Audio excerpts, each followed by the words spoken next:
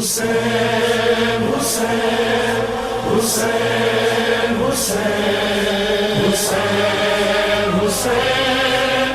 یا حسین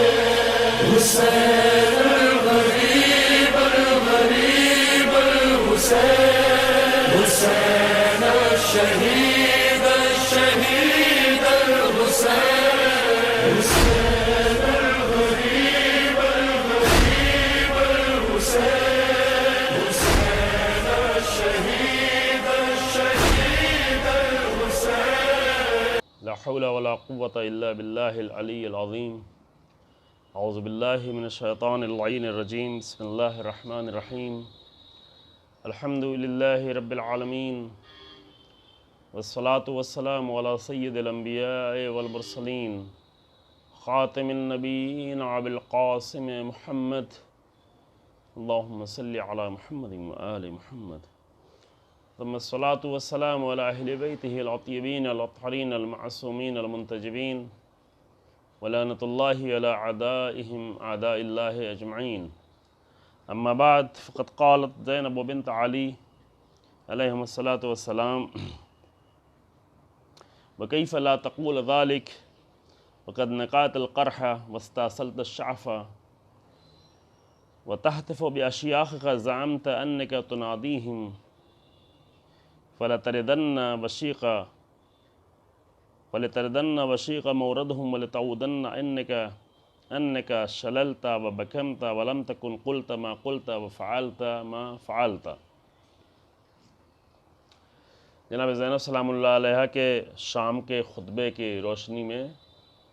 وہ خطبہ جو دربار میں یزید کے دربار میں جناب زینب نے یزید کو مخاطب کر کے دیا،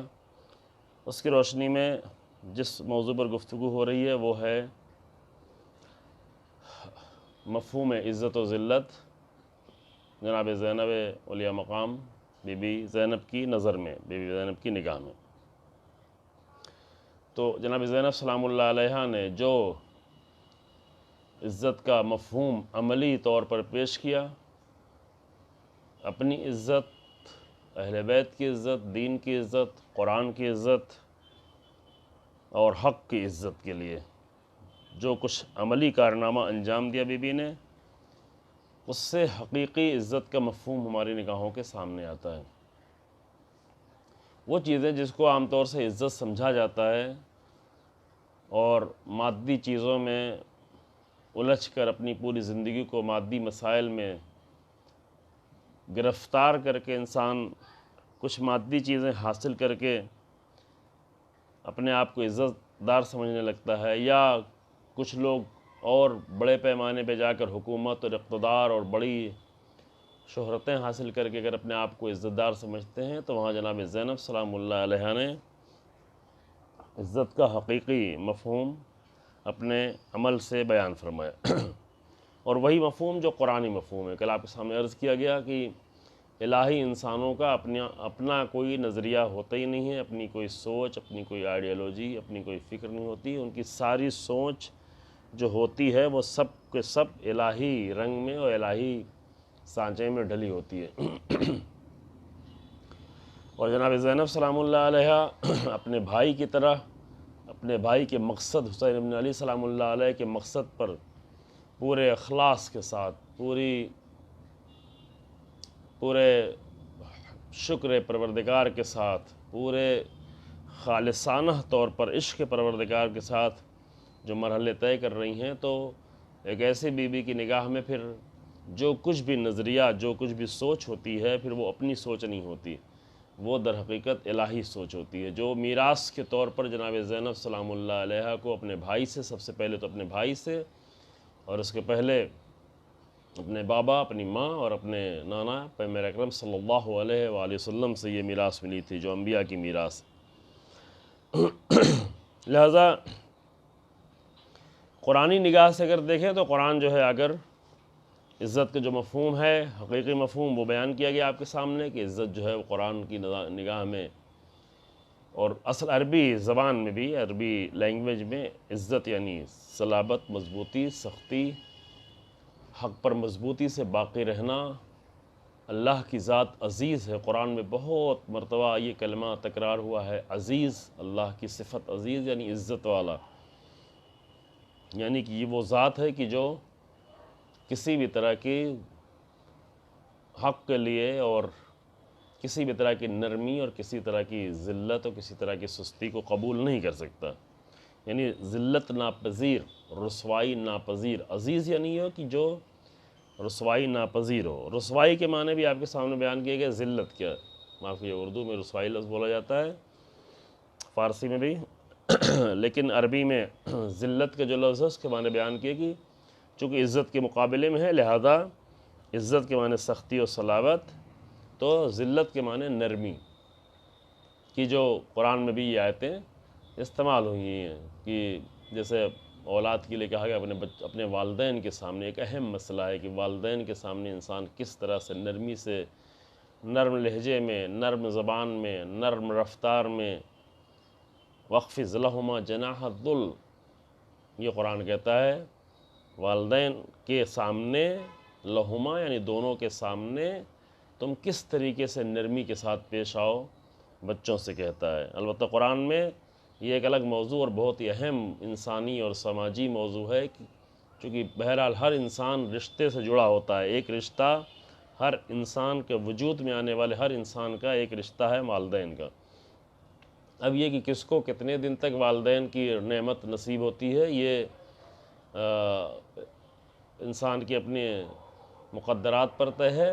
لیکن جس کو جتنے دن تک بھی، جتنے مہینے، جتنے سال زندگی میں جتنے دن تک والدین کی نعمت نصیب ہوتی ہے، یہ وہ نعمت ہے جس کے لیے قرآن نے جگہ جگہ تاکید کی ہے۔ یہ کلمات آپ سنتے رہتے ہوں گے کہ جس طرح سے پروردگار نے اپنی عبادت اور اپنی ربوبیت کی جس طرح تاکید کی ہے، بالکل اسی لہجے میں، اسی انداز سے فوراً اس کے بعد جو ہے والدین کے لیے تاکید کی ہے، اور یہ قرآن میں بار بار تکرار ہوا ہے متعدد آیتوں میں اور بہت ہی اہمیت کے ساتھ۔ ابھی فی الحال وہ ہمارا موضوع نہیں ہے، وہ آیتیں ہم نہیں پڑھ رہے ہیں، لیکن یہ آیت جس میں یہ قرآن کہہ رہا ہے کہ ذل اور ذلت اور نرمی کے ساتھ والدین کے سامنے پیش آؤ، اور یہ ایک انسانی شرافت ہے۔ شریف گھرانوں میں اور عزت دار گھرانوں میں یہ ہوتا ہے کہ لوگ تمام بزرگوں کا اور تمام بزرگوں کے ساتھ ساتھ خاص کر والدین کے لیے بہت ہی احترام کے قائل ہیں۔ ہر مذہب میں، فقط یہ اسلام کی بات نہیں ہے، ہر مذہب میں، وہ جو مذہب جو الہی ہیں وہ تو سب ایک ہی مذہب ہے، صرف زمانے کے فرق کے ساتھ ساتھ ہے، لیکن حتیٰ جو غیر الہی مذہب ہیں وہاں بھی والدین کو بہت زیادہ اہمیت دی گئی ہے، چونکہ غیر الہی مذاہب جو ہیں اس میں بھی بہرحال کہیں نہ کہیں کوئی الہی انسان کی تاثیر رہی ہے کسی حد تک، چونکہ بہت زیادہ ثابت نہیں ہے کون نبی تھا کون نبی نہیں تھا، لیکن لوگوں کے کردار دیکھ کے تو نہیں کہا جا سکتا یقینی طور پر کہ واقعاً کیا تھے، لیکن بہرحال یہ ہو سکتا ہے کردار میں تحریف ہوئی ہو، لوگوں نے اپنے انبیاء کو جو ہے آ کر ان کے کردار میں تحریف کر دی ہو اور ان کو عجیب و غریب بنا کر پیش کیا ہو، یا اگر نبی نہ رہے ہوں تو کسی نبی کا اثر رہا ہو، جو بعض لوگوں نے بھی حتیٰ خدا تک بنا رکھا ہے ایسے لوگوں کو۔ لیکن بہرحال جو غیر الہی مذاہب ہیں اس میں بھی والدین کے لیے بہت زیادہ اہمیت ہے، اور یہی لفظ استعمال ہوا ہے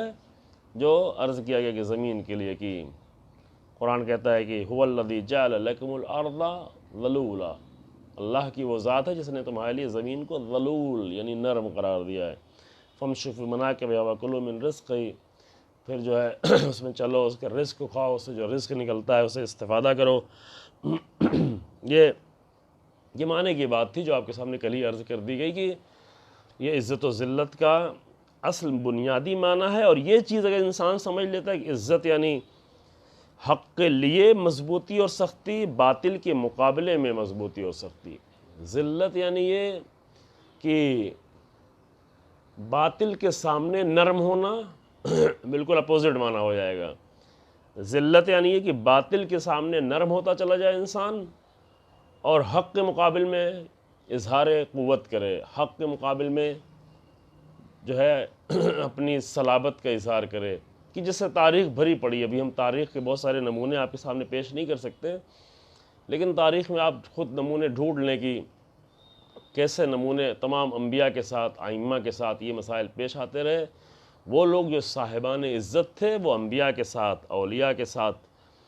مضبوطی کے ساتھ ان کا ساتھ دیا، انہوں نے مضبوطی کے ساتھ بہت صلابت سے ان کا ساتھ دیا، ذرہ برابر بھی کہیں نرمی کا،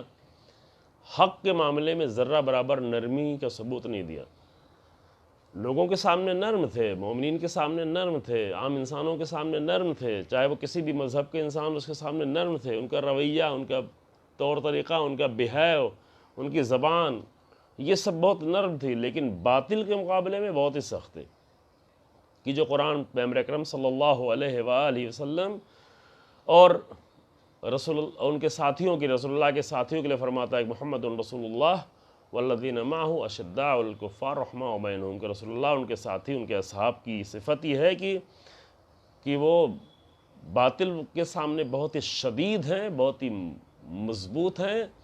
لیکن رحماء بینہم، آپس میں بہت ہی زیادہ رحم دل ہیں۔ ذلت دل کے اس کے بالکل برعکس ہو جاتی ہے۔ جو ذلیل انسان ہوتا ہے، یعنی زبان کے لحاظ سے بھی، عربی لینگویج کے لحاظ سے بھی اور قرآنی مفہوم میں بھی، جو انسان ذلیل اور پست ہوتا ہے وہ باطل کے سامنے نرم ہوتا چلا جاتا ہے اور حق کے سامنے سخت ہوتا ہے، دشمن کے سامنے نرم ہو جاتا ہے۔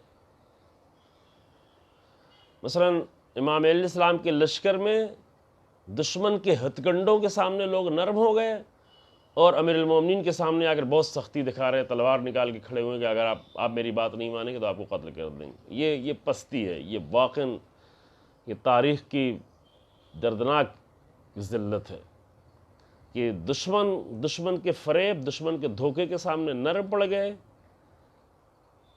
اور جو حق ہے، جو وارث حق ہے، جس کو اگر امام بھی نہیں مانتے تو کم سے کم وقت کا خلیفہ ہے،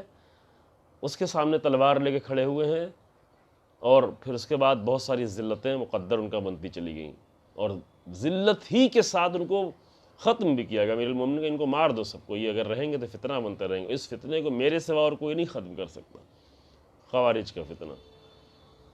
جو باطل کے مقابل میں نرم ہو گئے تھے، حق کے مقابل میں سخت تھے، اور بہت سخت تھے، جان لے لیتے تھے۔ اور اس کے بالکل مقابل میں کربلا کا لشکر ہے، حسین بن علی سلام اللہ علیہ کا، امام حسین بن علی سلام اللہ علیہ کا، سامنے عمر سعد کا لشکر ہے۔ عمر سعد کا لشکر یزید کے سامنے، ابن زیاد کے سامنے، عمر سعد کے سامنے بالکل نرم ہوتا چلا جا رہا ہے۔ اتنی بڑی تعداد میں جرأت نہیں تھی ابن زیاد کی کوفے سے والا لشکر بھیجنے کی، لیکن ابن زیاد کے ہتھ کنڈوں، فریب، پیسے کی لالچ، خوف، یہ سارے اسباب ہوتے ہیں کس کی وجہ سے انسان نرم ہوتا ہے۔ پتہ نہیں، شاید اس کی بحث ہم کر پائیں نہیں کر پائیں، فرصت ہو یا نہیں ہو، لیکن آپ کے ذہن میں رہے گی کن وجہ سے انسان نرم پڑتا ہے، باطل کے سامنے انسان کیسے نرم ہوتا ہے۔ تو وہ عمر سعد کا لشکر جو نرم پڑ رہا ہے، ذلت کے ساتھ، نرمی کے ساتھ پیش آ رہا ہے ابن زیاد کے سامنے، شمر کے سامنے، عمر سعد کے سامنے، وہی لشکر حسین ابن علی کے سامنے اتنا سخت ہے کہ رسول اللہ کے فرزند کے جسم پر ایک دو نہیں بلکہ سینکڑوں تلواروں سے وار کر رہے ہیں۔ وہ اتنے سخت ہیں حق کے مقابلے میں۔ بس یہ پست لوگ ہیں، یہ واقعاً ذلیل لوگ ہیں، یہ رسوا لوگ ہیں۔ اور یہ منظر جناب زینب دیکھ رہی ہیں، جناب زینب کے لیے لازم ہو گیا کہ جا کر عزت و ذلت کا صحیح مفہوم کوفے تک بھی جا کر بتائیں، اور یزید کے دربار تک بھی جا کر بتائیں۔ اور اس کے مقابلے میں امام حسین علیہ السلام کا لشکر ہے کہ جو عزت و ذلت کا ایک عظیم نمونہ، جو حق کے سامنے بالکل ذلول، بالکل نرم، حق کے سامنے ذلیل ہونا یہ بہت ہی اچھی صفت ہے۔ ذلیل ہر جگہ برا نہیں ہے، ذلیل کا اگر صحیح معنی انسان سمجھے، ذلیل یعنی نرمی، تو بہت ہی اچھی صفت ہے انسان کے اندر کہ اگر وہ حق کے سامنے نرم ہو جائے، حق کے سامنے ذلیل ہو جائے۔ ایک جملہ آپ سنتے ہیں دعائے کمیل کا کہ انا عبدک الضعیف الذلیل الحقیر المسکین المستقیم، یعنی کیا؟ یعنی اللہ کی بارگاہ میں اگر کوئی انسان آ کر سخت ہو تو یہ واقعاً پست انسان ہے۔ اللہ کی بارگاہ میں آ کر صلابت اور سختی نہیں دکھائی جاتی ہے، اللہ کی بارگاہ میں آ کر انسان کو نرمی سے پیش آنا ہے۔ خضوع اور خشوع اس نرمی کی بنیاد پر پیدا ہوتا ہے۔ جو دو لفظ آپ سنتے ہیں، انسان میں خضوع ہے اور انسان میں خشوع ہے، یعنی ظاہری طور پر بھی خضوع ہے، باطن میں انسان کے باطنی طور پر انسان میں بھی خضوع اور خشوع ہے۔ وہ کس میں پیدا ہوتا ہے؟ وہی انسان جو اللہ کی ذات کے مقابل میں اپنے آپ کو دیکھتا ہے بہت ہی نرم، بہت ہی ذلیل، بہت ہی اللہ کی بارگاہ میں اپنے آپ کو رسوا، اس حد تک اپنے آپ کو ذلیل اور نرم دیکھتا ہے کہ اپنی پیشانی کو خاک پہ رکھ دیتا ہے۔ اور یہ مومنین کی صفت میں سے بیان کیا گیا ہے۔ مومنین کی ایک صفت یہ ہے کہ خاک پر پیشانی رکھتے ہوں۔ امام حسن عسکری علیہ السلام کی وہ حدیث کی جس میں مومنین کے صفات بیان کیے گئے ہیں، جو 40 کی حدیث ہے، جس میں ایک صفت یہ ہے کہ مومن 40 کی زیارت کرے حسین ابن علی سلام اللہ علیہ کی، اس میں ایک صفت یہ بیان کی گئی کہ مومن جو ہے وہ خاک پر اپنے آپ کو، اپنی پیشانی کو، اپنے چہرے کو، اپنے رخسار کو،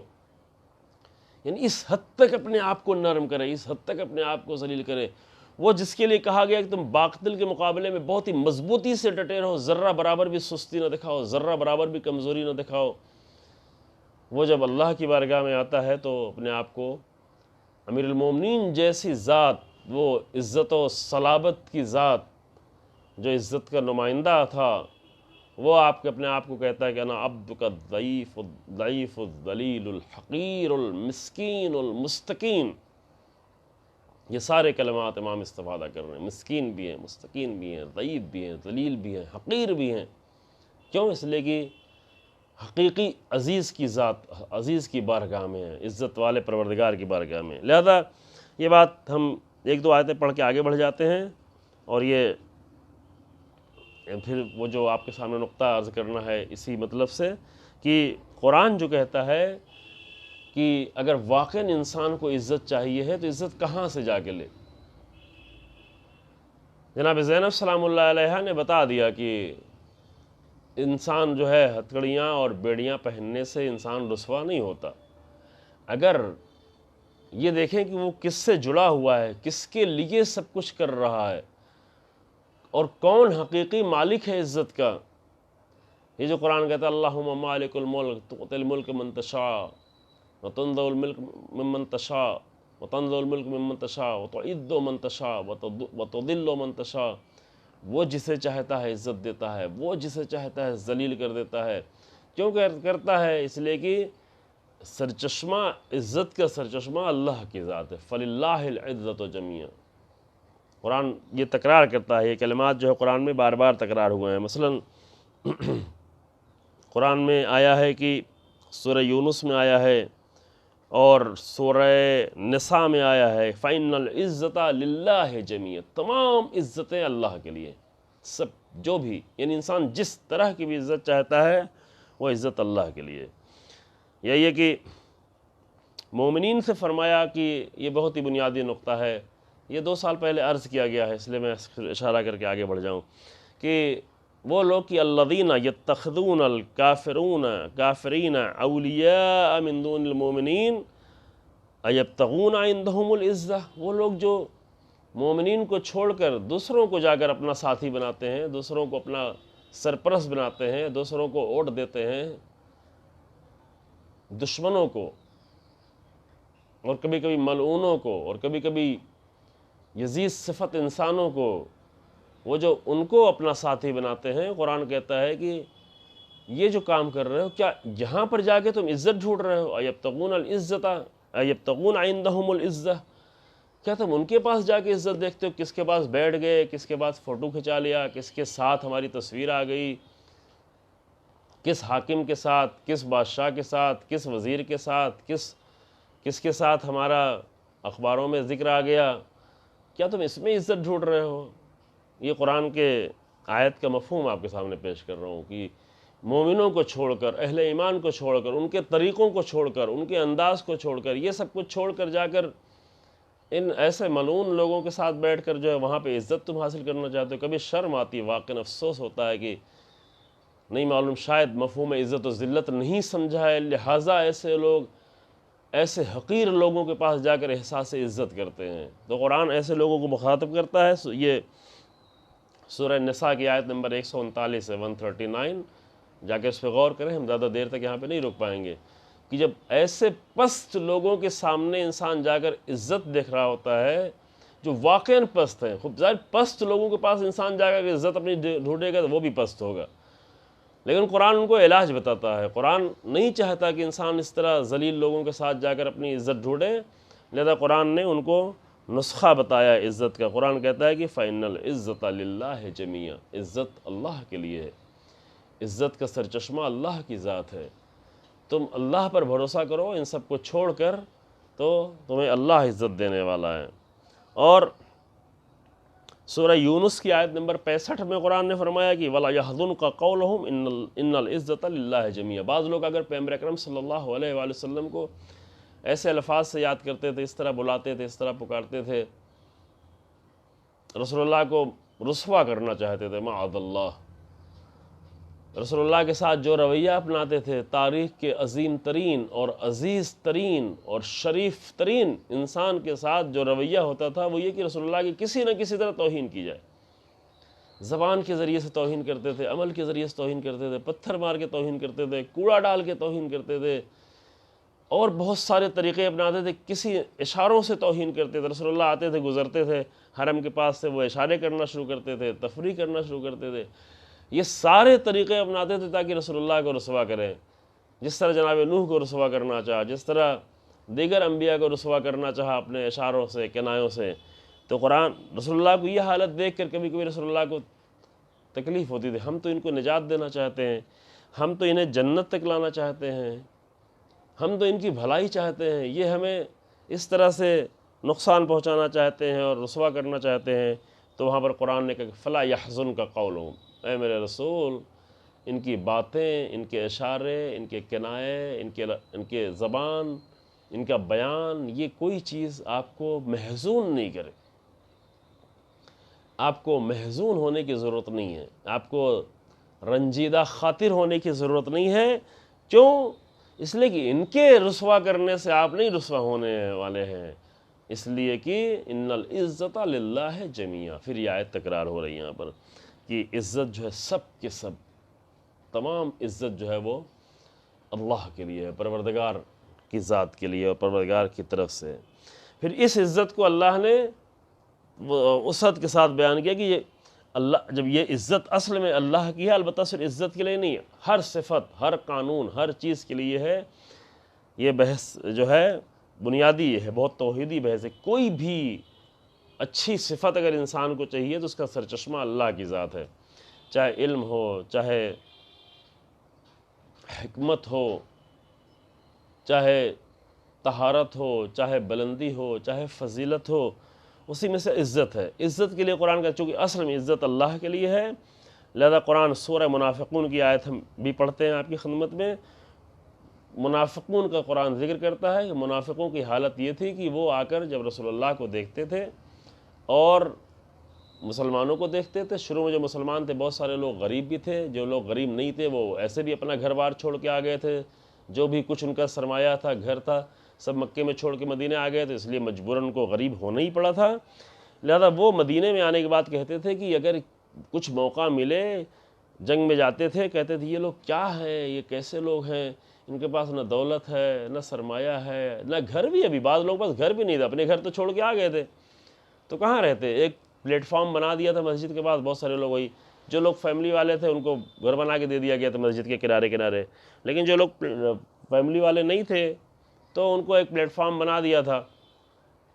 مسجد کے پاس، اسی پہ رہتے تھے اصحاب صفہ، اس پر آ کر وہ لوگ رہتے تھے۔ اور دھیرے دھیرے پھر ان کی حالت بہتر ہوئی، تو بہت زیادہ وقت نہیں لگا، یعنی 4-5 سال گزرتے گزرتے تھوڑا بہتر ہوئی، اور خاص کر 6 سال کے بعد حالت زیادہ بہتر ہوئی۔ تو یہ لوگ جو تھوڑا دولت مند تھے اور منافق بھی تھے، مدینے کے رہنے والے تھے، جس میں عبداللہ ابن ابی ان کا سردار تھا، اور دوسرے منافقین جو سردار بھی تھا تو اس اعتبار سے زیادہ دولت مند تھا اور اس کو پورے بادشاہ بننے کی امید تھی، جس کی بنیاد پر وہ رسول اللہ کا دشمن بھی ہو گیا تھا، تو وہ یہ کہتے تھے کہ یہ لا کر مجھے مشکلوں میں پھنسا دیتے ہیں، جنگوں میں لا کے ڈال دیتے ہیں، ان ساری مشکلات کا سامنا کرنا پڑتا ہے، لہٰذا یقولون، وہ یہ کہتے ہیں لئن رجعنا الى المدینۃ لا یخرجن العاز منها العذل، تو اگر ہم مدینے پلٹے، اس جنگ سے بچ گئے اور مدینے پلٹے، تو مدینہ پلٹنے کے بعد جو ہمارے عزت دار، عاز یعنی جو عزت دار لوگ ہیں، جو عزت دار لوگ ہیں وہ اذل ذلیل لوگوں کو یہ غریب و فقیر لوگوں چونکہ ان کے نزدیک، منافقین کے نزدیک، یہ ایک بنیادی نقطہ عزیزو، اس پہ غور کریں ہوئے کہ منافقین کے نزدیک عزت و ذلت کا معیار یہ تھا کہ جو دولت والا ہے، جو پیسے والا ہے، وہ عزت دار ہے، اور جو بیچارے اللہ کے لیے، اللہ کی راہ میں اپنا گھر بار چھوڑ کر، اپنی دولت چھوڑ کر آ کر مشکل میں زندگی گزار رہے ہیں، کبھی بھوکے رہنا پڑتا ہے، کبھی 2-1 کھجور کھا کے رہنا پڑتا ہے، چونکہ ان کے پاس نہیں ہے، لہذا ان منافقین کی نگاہ میں یہ لوگ ذلیل تھے، اور بہت زیادہ ذلیل تھے۔ لہذا وہ کہتے تھے، یہ قرآن نے آ کے نقل کر دیا کہ وہ یہ کہتے تھے کہ جب ہم واپس پلٹیں گے تو واپس پلٹنے کے بعد مدینے پلٹیں گے تو ہم وہ کوشش بھی پوری کی، کوشش کریں گے کہ ان پست لوگوں کو، ان ذلیل لوگوں کو باہر نکال دیں۔ پھر قرآن نے کیا کہا کہ یہ تمہارے نزدیک عزت و ذلت کا معیار ہے، اللہ کے نزدیک کیا ہے؟ اللہ کے نزدیک یہ وَلِلَّهِ الْعِزَّةُ وَلِرَسُولِهِ وَلِلْمُؤْمِنِينَ، عزت تو اللہ کے لیے ہے، یہ جگہ جگہ قرآن بیان کرتا ہے، سرچشمہ اللہ کی ذات ہے، اور اللہ کے بعد عزت رسول اللہ کے لیے ہے جن کو تم نکالنا چاہتے ہو۔ وَلِلْمُؤْمِنِينَ، عزت کا معیار ایمان ہے، یہ ایک بہت ہی عظیم معیار قرآن نے دیا ہے، عزت کا معیار ایمان ہے، یعنی ایک انسان میں جتنا زیادہ ایمان ہوگا اتنی زیادہ وہ اللہ کی بارگاہ میں عزیز ہے، اور یہ بہت ہی عظیم الشان معیار ہے۔ آج سلمان سب کی نگاہوں میں عزت دار ہے، کیوں؟ اس لیے کہ بہت دولت والے تھے۔ آج 1400 سال گزر جانے کے بعد ابو ذر کے اتنا احترام جو ہماری نگاہوں میں ہے، قمبر کا احترام ہے، قمبر تو غلام تھے، ایک غلام کا اس قدر احترام ہے بادشاہوں کی نگاہ میں، فقہا کی نگاہ میں، علماء کی نگاہ میں، مراجع کی نگاہ میں، جو اپنے آپ کو قمبر کے پیروں کی خاک سمجھتے ہیں، وہ تو ایک غلام تھے، لیکن جن کے نزدیک معیار صحیح ہو، عزت کا مفہوم اور کنسپٹ صحیح ہو، وہ پھر آ کر قرآن سے لیتے ہیں۔ یہ قرآن نے کہا کہ لِلَّهِ الْعِزَّةُ وَلِرَسُولِهِ وَلِلْمُؤْمِنِينَ وَلَكِنَّ الْمُنَافِقِينَ لَا يَعْلَمُونَ، لیکن منافقین کی مشکل کیا ہے؟ منافقین کی مشکل یہ ہے کہ وہ ان معیاروں کو سمجھتے ہی نہیں، ان کے سامنے وہی دنیاوی معیار ہے جو سب دیکھتے ہیں، چونکہ یہ بھی منافق لوگ ہیں، ان کے اوپر اللہ پہ ایمان ہی نہیں ہے، تو وہ جب ایمان نہیں ہے تو وہ اصلی ریسورس سے اپنے آپ کو جوڑ ہی نہیں پائیں گے، لہذا ان کی حالت یہ ہے۔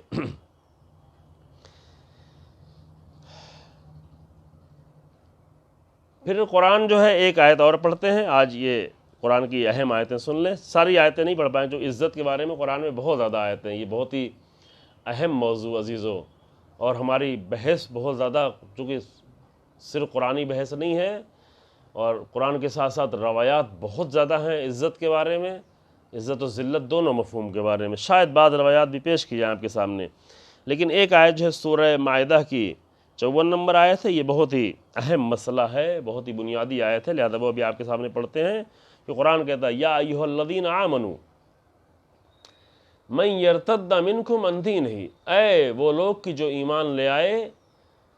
تم میں سے جو بھی اپنے دین سے ارتداد کرے، ارتداد یعنی پلٹ جائے، دین کو چھوڑ دے، دین کے اعتقادی لحاظ سے یا عملی لحاظ سے۔ مرتد کی تعریف کی گئی ہے فقہ میں، علماء نے فقہ میں بیان کی ہے، مرتد یعنی وہ انسان کہ جو ایمان اور اعتقاد عقیدے کے لحاظ سے دین کو چھوڑ دے، یعنی اللہ کو چھوڑ دے، رسول اللہ کو چھوڑ دے، اولیاء الہی کو چھوڑ دے، یعنی جو بھی حق ہے اس کو چھوڑ دے، یہ انسان جو ہے اعتقادی مرتد ہوتا ہے۔ اور وہ لوگ جو عملی لحاظ سے چھوڑ دیتے ہیں، اور صرف چھوڑتے نہیں، یعنی اگر ایک وقت ایک انسان کمزوری کی وجہ سے ایک عمل انجام نہیں دے پا رہا ہے تو اس کو مرتد نہیں کہیں گے، اس کو کہیں گے یہ انسان کمزور ایمان کا ہے، یہ انسان جو ہے اس کا اسلام کمزور، اس کا ایمان کمزور، اس کا ارادہ کمزور ہے۔ لیکن ایک انسان اگر دین کے کسی بھی بنیادی حکم کو، کوئی بھی بنیادی حکم، چاہے نماز ہو، چاہے روزہ ہو، چاہے حج ہو، چاہے زکوٰۃ ہو، چاہے جہاد ہو، حجاب ہو، یہ کوئی بھی چیز جو دین کی بنیادی احکام ہے، دین کے بنیادی احکام کو انسان یہ کہہ کر چھوڑے کہ نہیں اس کی ضرورت نہیں ہے، اس کا انکار کرے۔ ایک وقت یہ ہوتا ہے کہ انسان عمل نہ کرے، عمل نہ کرنے والے کے لیے یہ ہے کہ اس کے لیے چانس ہے، وہ کبھی توبہ کر لے، کبھی معافی مانگ لے، اللہ اسے معاف کر دے، اپنے پھر واجبات کو جا کر بعد میں پورا کرے، قضا کرے، قضا وہ نہیں کر سکتا تو اس کے بچے قضا کریں، یہ شریعت کا حکم باقی رہتا ہے۔ چونکہ کمزوری کی بنیاد پر، اپنے ارادے اور عمل کی کمزوری کی بنیاد پر انسان ایک عمل انجام نہیں دے پایا۔ لیکن اگر کوئی یہ کہہ کر انکار نہ کرے کوئی عمل کہ ہم اس کو مانتے ہی نہیں، مثلا ہم نماز کو مانتے ہی نہیں ہیں، حج کیا ہے، حج کو ہم مانتے ہی نہیں، کتنی دولت ہوتی رہے لیکن ہم مانتے ہی نہیں حج کو، ہم نے تو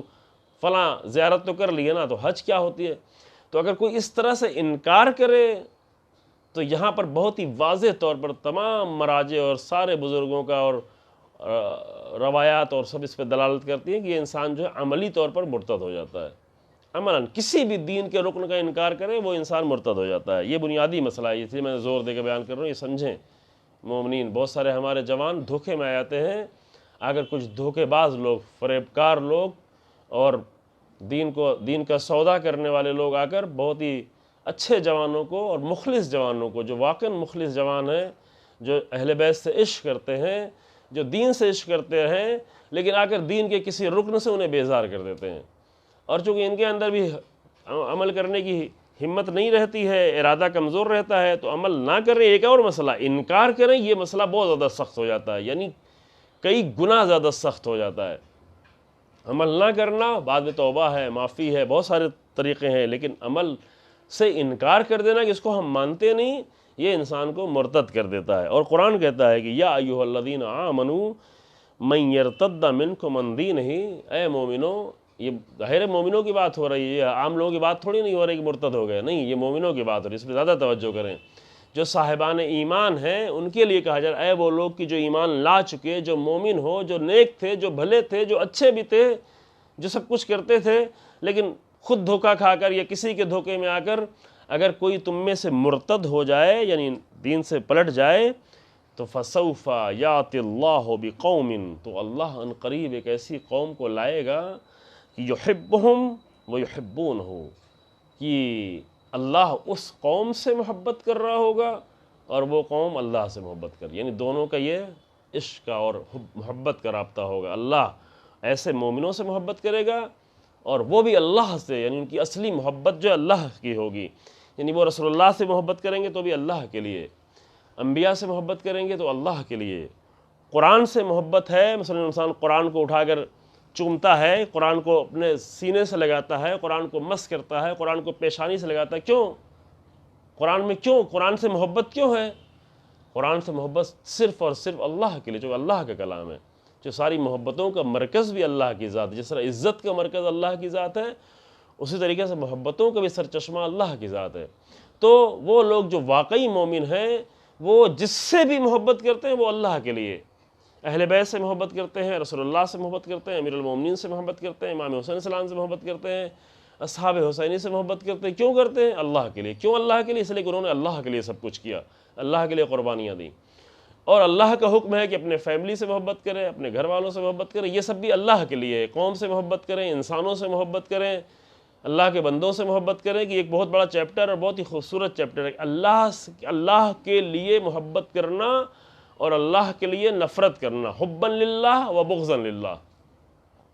اللہ کے لیے کسی سے محبت کرنا اور اللہ کے لیے کسی سے نفرت کرنا، یہ بہترین عمل ہے، عالی ترین عمل۔ روایتوں میں بتایا گیا جب انسان کسی سے محبت کرے تو اللہ کے لیے، اور کسی سے بغض بھی رکھے تو اللہ کے لیے۔ بعض جگہ بغض رکھنا لازم ہے عزیزو، یہ نہ سمجھے کہ ہم اچھے لوگ ہیں تو ہم کسی سے بغض ہی نہیں رکھیں گے، نا، لازم ہے یزید جیسے لوگوں سے بغض رکھا جائے، فرعون جیسے لوگوں سے بغض رکھا جائے، نفرت رکھی جائے۔ اگر نفرت نہیں رکھی جائے کہ ان کی فرعونیت کو نہیں روک پائیں گے، ان کے ظلم کو نہیں روک پائیں گے، ان کے ظلم کا شکار ہو جائیں گے۔ لہذا ایسے لوگوں سے قرآن کہتا ہے کہ ان کی صفت کیا ہے؟ ان کی صفت یہ ہے کہ جو اللہ سے محبت کرتے ہیں اور اللہ بھی ان سے محبت کرتا ہے، ان کی صفت یہ ہے کہ عَذِلَّةٍ عَلَى الْمُؤْمِنِينَ وَعَزَّةٍ عَلَى الْكَافِرِينَ، یہ لوگ مومنوں کے ساتھ بہت ہی نرم، بہت ہی زیادہ ذلیل اور بہت ہی خضوع کے ساتھ، بہت ہی نرم، یہاں پہ وہ عذلہ کے معنی، ذلیل کے معنی وہی نرمی کے ہیں، یعنی مومنوں کے ساتھ بہت ہی نرم ہے۔ یہ اہم مسئلہ، یہ میں دوسری بار تیسری بار تکرار کر رہا ہوں چونکہ یہ اہم مسئلہ ہے۔ یہ نہیں ہو کہ انسان مومنوں کے ساتھ جو ہے وہ سخت ہو، گروہ بنا کے یہ فلاں گروہ، یہ فلاں ماننے والا، یہ فلاں کو ماننے والا ہے، چھوٹے چھوٹے گروہ بنا کر انسان مومنوں کے خلاف سخت ہو جائے، مومنوں کے خلاف سخت زبان استعمال کرے، مومنوں کے خلاف سخت رویہ استعمال کرے، یہ غلط ہے، یہ صحیح نہیں ہے۔ قرآن کہتا ہے کہ وہ جن کو اللہ چاہتا ہے، جو اللہ کو چاہتے ہیں، ان کی صفت یہ ہے کہ اذلۃ علی المؤمنین، یہ مومنوں کے سامنے بہت ہی نرم ہے، بہت ہی ملائم ہے، ان کی زبان، ان کا رویہ، ان کا انداز، ان کا رہن سہن، یہ سب کے سب بہت ہی نرم ہے۔ لیکن وَعِزَّةٍ لِلْكَافِرِينَ، وہ جو حق سے انکار کرنے والے لوگ ہیں، باطل لوگ، باطل کے سامنے ان کا رویہ بہت ہی سخت ہے، صلابت ہے، مضبوطی ہے، اور ان کا پھر اسی صلابت کی بنیاد پر یجاہدون فی سبیل اللہ ولا یخافون لومۃ لائم۔ یہ بہت ہی خوبصورت جملہ عزیز قرآن کے بہت ہی برجستہ آیتوں میں سے، کہ یہ چونکہ باطل لوگوں کے مقابل میں سخت ہیں، لہذا یجاہدون فی سبیل اللہ، یہ اللہ کی راہ میں جہاد کرتے ہیں، کوشش کرتے ہیں، پوری کوشش کرتے ہیں۔ اور اس وجہ سے اگر کوئی آ کر ان کی ملامت کرے کہ کہاں جا رہے ہیں، کیا کر رہے ہیں، ان کا طریقہ کیا ہے، یہ نارمل لوگوں کی طرح زندگی کیوں نہیں جیتے، یہ حق کی اتنی باتیں کیوں کرتے ہیں، یہ مثلا امام خمینی ایسے کیوں ہیں، رہبر ایسے کیوں ہیں، حسن نصر اللہ ایسے کیوں ہیں، آیت اللہ سستانی فلاں ایسے کیوں ہیں، فلاں مرجع ایسے کیوں ہیں، اور لوگ تو ایسے نہیں ہیں، اور لوگ تو چپکے سے بیٹھے ہوئے ہیں، اور لوگ تو سب سے مل جل کے رہ رہے ہیں، کہیں سب باطل سے مل جل کے نہیں رہنا عزیزو، باطل کے مقابل میں سخت رہنا ہے۔ امیر المومنین نے یہ نہیں کہا کہ چلو ہاں ٹھیک ہے وہ شام کا حاکم رہنے دو، اگر وہ باطل ہے تو باطل کے مقابل میں جنگ کرنی پڑے گی، سختی ہے۔ تو ان کے لیے فرمایا کہ ولا یخافون لومۃ لائم، ممکن ہے بعض لوگ آ کے ملامت کریں کہ یہ کیا کر رہے ہیں، ایسا کیوں کر رہے ہیں، جیسے ملامت کی جاتی تھی، حوضے میں آ کر ملامت کی جاتی تھی۔ ابھی جو اللہ کے لیے کوشش کرتے ہیں، جہاد کرتے ہیں، ان کے لیے ملامت کی جا رہی ہے ہماری زمینوں پر، مومنوں کے درمیان میں۔ اللہ معاف کرے ایسا کرنے والوں کو، اور صحیح عزت و ذلت کا صحیح مفہوم سمجھیں۔ ذالک فضل اللہ یؤتیہ من یشاء، اور یہ اللہ کا فضل ہے کہ یہ صفت کسی انسان میں پیدا ہو جائے کہ حق کے سامنے بہت ہی نرم ہو، مومنوں کے لیے بہت نرم ہو، اور باطل کے مقابل میں بہت سخت ہو۔ یہ اللہ کا فضل ہے، یہ وہ اللہ کا فضل ہے کہ یؤتیہ من یشاء، کہ جسے چاہتا ہے اللہ عطا کرتا ہے، ہر ایک کو نہیں ملتا۔ واللہ سمیع علیم، اللہ سننے والا ہے، اللہ جاننے والا، اللہ تمام حالات سے آگاہ ہے۔ تو جناب زینب سلام اللہ علیہا جو اللہ کی بارگاہ میں حاضر ہوتی ہیں، تو اس اسیری کی عالم میں بھی حسین ابن علی کے کلام کو یاد رکھے ہوئے ہیں کہ لا تنسانی فی صلاۃ اللیل، نماز شب میں مجھے فراموش نہ کر۔ اللہ کی بارگاہ میں حاضر ہوتی بہت ہی نرمی کے ساتھ، بہت ہی خضوع کے ساتھ، بہت ہی خشوع کے ساتھ، لیکن جب یزید کے دربار میں حاضر ہوتی ہے بی بی، اور جب ابن زیاد کے دربار میں آنا پڑتا ہے، تو نہایت ہی صلابت کے ساتھ، نہایت ہی سختی کے ساتھ، نہایت ہی مضبوطی کے ساتھ، ذرہ برابر احساس بھی، انشاءاللہ اگر توفیق ہوئی تو کل آپ کی خدمت میں ہم پیش کریں گے، وہ مکالمہ بہت زیادہ ضروری ہے کہ جناب زینب سلام اللہ علیہ نے ابن زیاد کے دربار میں پہلے ہی کیا مکالمہ کیا تھا، پہلے یہاں پر کس طرح، اور یہ نقطہ بھی ابھی نہیں عرض کرتے ہیں کل یہاں سے، کہ لازم ہے، یاد رکھیں عزیزو، لازم ہے کہ ذلیل لوگوں کو، باطل کو ذلیل و رسوا کیا جائے۔ اشارہ کیا جا چکا ہے، اب اس کو ہم شاید کھول نہیں پائیں گے، یہ لازم ہے۔ اور جناب زینب اپنا یہ فریضہ انجام دے رہی ہیں، اور یہ اتنا عظیم فریضہ بی بی نے انجام دیا کہ خدا نے عزت کو جناب زینب کے ساتھ لکھ دیا۔ اب یہ تو نام بھی تھا کہ زینب جو اپنے باپ کے لیے زینت ہو، جو اپنے باپ یعنی جو امیر المومنین کے لیے زینت ہو، تو یوں ہی تو کوئی انسان زینت نہیں ہو جاتا۔ شاید یہ نام رکھنے والی ذات رسول اللہ ہے، نام رکھنے والے، چونکہ جب تک رسول اللہ ہیں امیر المومنین نام ہی نہیں رکھتے تھے، کہتے رسول اللہ ہیں تو رسول اللہ نام رکھیں گے۔ اگر رسول اللہ نام رکھ رہے ہیں زینب، تو رسول اللہ کی نگاہوں میں صرف ایک چھوٹی سی بچی نہیں ہے جو جس کی ابھی ولادت ہوئی ہے، رسول اللہ کی نگاہوں میں وہ جناب زینب کا خطبہ بھی ہے، وہ جناب زینب کا مکالمہ بھی ہے، وہ جناب زینب کی تقریر بھی ہے، وہ جناب زینب کا بازار میں خطبہ بھی، جس نے آ کر جو باپ کی زینت بن گئی، جو امیر المومنین کے دین کی زینت بن گئی، جو حق کی زینت بن گئی۔ زینت ہے واقعا، جناب زینب کی ذات زینت ہے، جناب زینب کی ذات قرآن کے لیے زینت ہے، جناب زینب کی ذات رسول اللہ کے لیے زینت ہے، جناب زینب کی ذات امیر المومنین اور جناب فاطمہ کے لیے زینت ہے۔ کیوں؟ اس لیے کہ باطل کے مقابلے میں پوری صلابت اور پوری مضبوطی کے ساتھ بی بی کھڑی ہوئی ہیں، اگرچہ رسی باندھی گئی ہے، اگرچہ اسیر کر کے لایا گیا ہے، اگرچہ بازار سے گزار کے لایا گیا ہے، اگرچہ وہ 2,500 کلومیٹر کا طولانی سفر طے کرا کر بیوی کو لایا گیا ہے۔ وہ سخت سفر جو کسی مرد کے لیے بھی آسان نہیں ہے، بلکہ ممکن نہیں ہے کہ ان کم دنوں میں 14-15 دنوں میں 2,500 کلومیٹر کا سفر، چونکہ 12 محرم کو کوفہ آئے ہیں، بیویاں آئی ہیں اہل حرم، اور 12 محرم کے بعد چند دن کوفے میں زندانی کیا گیا تاکہ قاصد جائے اور قاصد یزید سے جا کر حکم لے کر آئے کہ ان کے ساتھ کرنا کیا ہے۔ قاصد شام تک گیا، دمشق تک، پھر واپس پلٹا۔ اب 12 سے لے کر جتنے بھی دن لگے ہوں، 4 دن 5 دن جتنے بھی لگے ہوں، یہ قاصد کے آنے جانے میں لگا۔ پھر اس کے بعد اگر قاصد مثلا یہ تاریخ میں چونکہ لکھا نہیں، اس لیے ہم مجبوراً جو ہے اندازہ کر سکتے ہیں صرف کہ اگر 4 دن بعد آیا ہے، مثلا 16 محرم کو آیا ہے یا 17 محرم کو آیا ہے، تو 17 محرم کو اگر یہ قافلہ چلتا ہے 16-17 محرم کو، اور پہلی سفر کو یہ تاریخ میں لکھا ہوا ہے مقتل میں اور تاریخ میں کہ پہلی سفر کو شام میں قافلہ اہل حرم داخل ہو جاتا ہے، تو اس کا مطلب یہ کہ کل 13-14 دنوں میں، اور 13-14 دنوں میں جو سفر طے کرایا گیا ہے وہ اتنا طولانی سفر،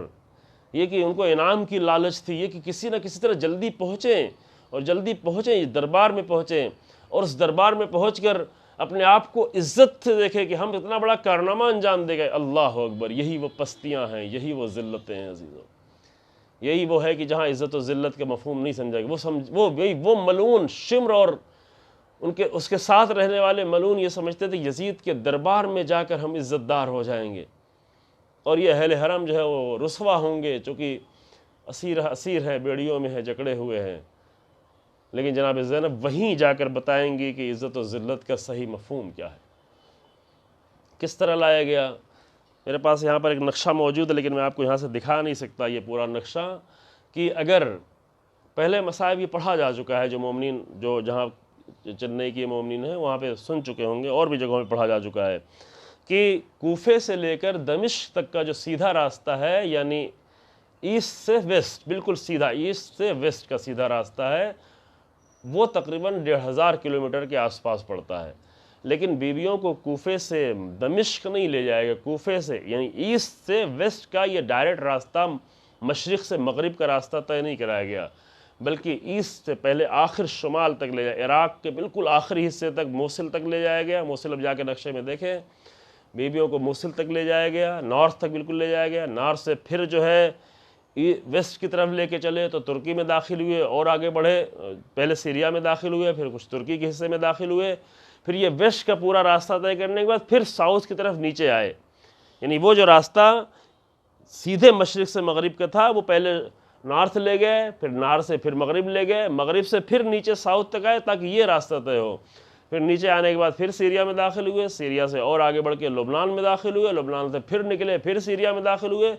پھر تقریباً 250-300 کلومیٹر چلے، یہ پورا عراق کا راستہ، پھر سیریا کا راستہ، ترکی اور لبنان ہوتے ہوئے پھر سیریا ہوتے ہوئے جب بیویاں دمشق تک پہنچی ہیں تو یہ تقریباً 2,500 کلومیٹر کا سفر تھا۔ وجہ اس کی بتائی گئی ہے کہ راستے میں یہ تھا کہ ایسے راستے سے نہیں جانا ہے، کہیں حملہ نہ کر دیا جائے، کہیں اہل بیت کے سر کو نہ لے لیا جائے، کہیں کچھ چاہنے والے نہ آ جائے، لہذا ایسے راستوں سے جانا تھا جو نامانوس راستے تھے، جہاں اس بات کا ڈر نہیں تھا۔ لہذا ان ملعونوں نے یہ طولانی راستہ طے کرایا، یہ 2,500 کلومیٹر کا راستہ۔ یہاں پر یہ جملہ کہہ کے دل روتا ہے عزیزو کہ 2,500 کلومیٹر کا اہل حرم کا، رسول اللہ کی بیٹیوں کا راستہ، وہ بھی بے کجاوا اونٹوں پر، محملوں کے بغیر، کیونکہ جب اونٹوں پہ سفر کرایا جاتا تھا، عرب لوگ جب اونٹ پہ سفر کرتے تھے تو اونٹ کے چلنے کا انداز اتنا عجیب ہوتا ہے کہ پوری طرح سے انسان کو جھجوڑ دیتا ہے، لہذا جگہ جگہ پہ ٹھہرتے تھے، رکتے تھے، دیر دیر تک رکتے تھے، چند گھنٹے چلنے کے بعد پھر دیر تک رک کر آرام کرتے تھے، جو کہ پورے جسم کو اونٹ جھجوڑ دیا کرتا ہے۔ اور پھر محمل ہوتی ہے، چونکہ عرب کی تیز دھوپ ہے تاکہ سر پر دھوپ نہ لگے، کجاوے اچھے رکھے ہوتے ہیں تاکہ اونٹ کے چلنے کا احساس جسم پر زیادہ نہ ہونے پائے، لیکن اللہ اکبر، اہل حرم کو، رسول اللہ کی نواسیوں کو بے کجاوا اور بے محمل اونٹوں پر 13-14 دنوں میں 2,500 کلومیٹر کا یہ راستہ طے کرایا گیا، اور جب کوئی اتنا لمبا راستہ طے کر کے آتا ہے، اگر یوں بھی اگر آپ اے سی میں یا اچھے طریقے سے، حتیٰ فلائٹ سے بھی لوگ سفر طے کر کے آتے ہیں تو لوگ یہی کہتے ہیں کہ آرام کر لیں، مثلا مجلس پڑھنا تو کہتے ہیں مولانا مجلس پڑھنا ہے، تھوڑی دیر آرام کر لیں، آپ لمبا راستہ طے کر کے آئے ہیں۔ یہ بیویاں جو اتنے دنوں تک اتنا طولانی راستہ طے کر کے آئی تھیں، ان کو آ کر شام کے دروازے پر روک دیا گیا، یوں ہی روک دیا گیا، بغیر غذا کے، بغیر پانی کے، بغیر سائے کے۔ کیوں روکا گیا؟ کیونکہ بازار سجایا جا رہا ہے، دربار آمادہ کیا جا رہا ہے۔ اور اب جو بیویوں کو داخل کیا گیا اس عالم میں، تو کوئی پتھر مارتا تھا، کوئی نیزے مارتا تھا، کوئی خاک پھینکتا تھا، اور علی و فاطمہ کی بیٹیاں شام کے بازار میں اس طرح سے آگے بڑھ رہی تھی، اور منادی ندا کر رہا تھا کہ ان سے انتقام لے لو، یہ تمہارے دشمن ہیں، اور ہر ایک اپنے انداز سے اہل بیت سے انتقام لے رہا تھا۔